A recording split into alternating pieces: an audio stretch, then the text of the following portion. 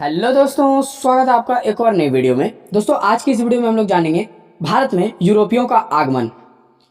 दोस्तों, हम लोग भारत के इतिहास का एक बहुत ही महत्वपूर्ण विषय भारत में यूरोपियों का आगमन के बारे में विस्तार से जानेंगे।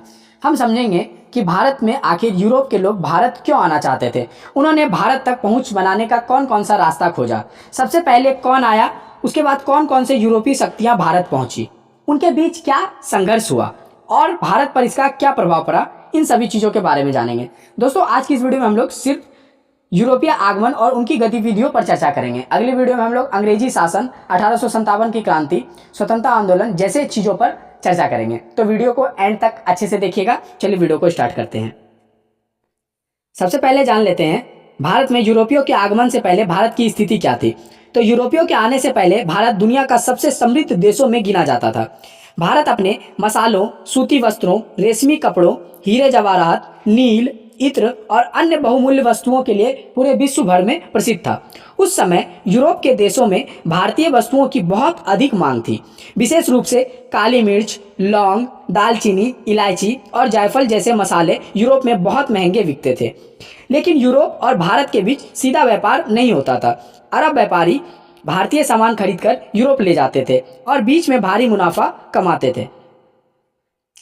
इस प्रकार यूरोपीय देशों को यह बात पसंद नहीं थी। वे सीधे भारत पहुंचकर व्यापार करना चाहते थे ताकि उन्हें अधिक लाभ मिल सके। तो ये था भारत में यूरोपियों के आने का कारण। अब आगे देखते हैं भारत में आने की आवश्यकता यूरोपियों को क्यों पड़ी। तो पहला कारण है मसालों का व्यापार। उस समय यूरोप में भोजन को लंबे समय तक सुरक्षित रखने और स्वाद बढ़ाने के लिए मसालों का उपयोग किया जाता था। भारत और दक्षिण पूर्वी एशिया में मसालों का सबसे बड़ा उत्पादक क्षेत्र था, इसलिए यूरोपियों की नज़र भारत पर ही थी। दूसरा कारण, अधिक लाभ कमाने की इच्छा। तो अरब व्यापारी भारतीय वस्तुओं को खरीदकर यूरोप में बेचते थे। यूरोपीय व्यापारी चाहते थे कि वे सीधे भारत से सामान खरीदे और बीच में व्यापारियों को हटा दे, जिससे कि उनका मुनाफा अच्छा रहे। और तीसरा कारण यह था नए समुद्री मार्ग की खोज। 1453 ईस्वी में तुर्की ने कॉन्स्टेंटिनोपल पर कब्जा कर लिया। कॉन्स्टेंटिनोपल इस जगह के आसपास था। कॉन्स्टेंटिनोपल पर कब्जा कर लिया। इसके बाद यूरोप और एशिया के बीच पुराना व्यापार मार्ग कठिन और महंगा हो गया। दोस्तों, मैप पे देखिए, यूरोप और एशिया के बीच इसी रास्ते से व्यापार होता था, लेकिन तुर्की ने कॉन्स्टेंटिनोपल पर कब्जा कर लिया, जिस वजह से यूरोप और एशिया के बीच का जो रास्ता था वही कब्जा हो गया। इसलिए यूरोप के देशों ने भारत तक पहुंचने के लिए समुद्री मार्ग खोजने का प्रयास किया। यह भी एक कारण रहा यूरोपियों का भारत में आने का कारण। आगे देखिए, भारत में समुद्री मार्ग की खोज। भारत तक समुद्री मार्ग खोजने के लिए पुर्तगाल सबसे आगे आए। पुर्तगाल के राजाओं ने नाविक और खोजकर्ताओं के लिए नई समुद्री यात्राओं के लिए प्रोत्साहित किया। 1488 ईस्वी में पुर्तगाली नाविक बार्थोलोम्यू डायस अफ्रीका की दक्षिणी छोर तक पहुंचा, इस जगह तक, केप ऑफ गुड होप तक। केप ऑफ गुड होप इस स्थान के बाद में केप ऑफ गुड होप कहा गया। जब 1488 ईस्वी में पुर्तगाली नाविक बार्थोलोम्यू डायस अफ्रीका के इस दक्षिणी छोर का खोज किया, तो उसके बाद इसका नाम केप ऑफ गुड होप कहा गया। हालांकि वह भारत तक नहीं पहुंच पाया, लेकिन उसने भारत के समुद्री मार्ग की दिशा खोज ली थी। इसके बाद 1498 ईस्वी में पुर्तगाली नाविक वास्को डी गामा समुद्री मार्ग से भारत पहुंचे। वह अफ्रीका के दक्षिणी सिरों को पार करते हुए भारत के पश्चिमी तट पर कालीकट पहुंचे। ये था कालीकट।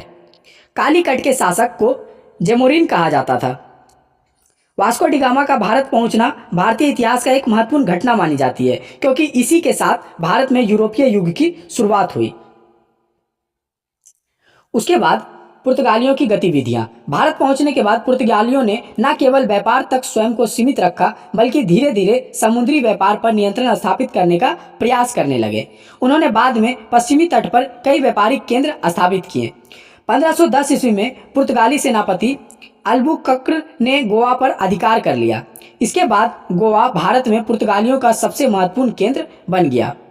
पुर्तगालियों ने अरब व्यापारी की शक्ति को कम करने का प्रयास किया और हिंद महासागर में व्यापार को प्रभुत्व स्थापित करने की कोशिश की। इनके प्रमुख केंद्र थे कालीकट, कोच्चिन, गोवा, दमन और द्वीप। उसके बाद डचों का आगमन हुआ। पुर्तगाली की सफलता देखकर अन्य यूरोपीय देश भी भारत की ओर आकर्षित हुए। इन्हीं में से एक था नीदरलैंड अर्थात हॉलैंड। 1602 ईस्वी में डचों ने डच ईस्ट इंडिया कंपनी की स्थापना की।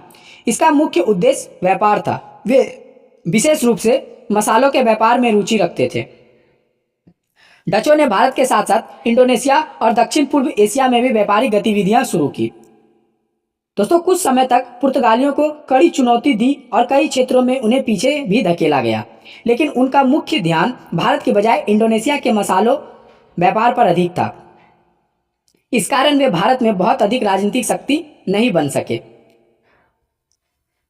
डचों का प्रमुख व्यापारिक केंद्र पुलिकट, नागापट्टनम, सूरत और कोचीन था। डचों के आगमन के बाद फ्रांसीसियों का आगमन हुआ। पुर्तगालियों और डचों के बाद फ्रांसीसी भी भारत पहुंचे। 1664 ईस्वी में फ्रांसीसियों ने फ्रांस में अपने व्यापारिक संस्था फ्रांसीसी ईस्ट इंडिया कंपनी की स्थापना की। फ्रांसीसियों का उद्देश्य भी भारत के साथ लाभदायक व्यापार करना था। इन क्षेत्रों में फ्रांसीसियों ने अपने व्यापारिक केंद्र स्थापित किए। पहला पांडिचेरी, जो कि अब का पुडुचेरी है, चंद्रनगर, माहे और कैरेकाल। पांडिचेरी का सबसे महत्वपूर्ण केंद्र इनका बना। फ्रांसीसियों का सबसे महत्वपूर्ण केंद्र पांडिचेरी ही रहा। आगे देखते हैं।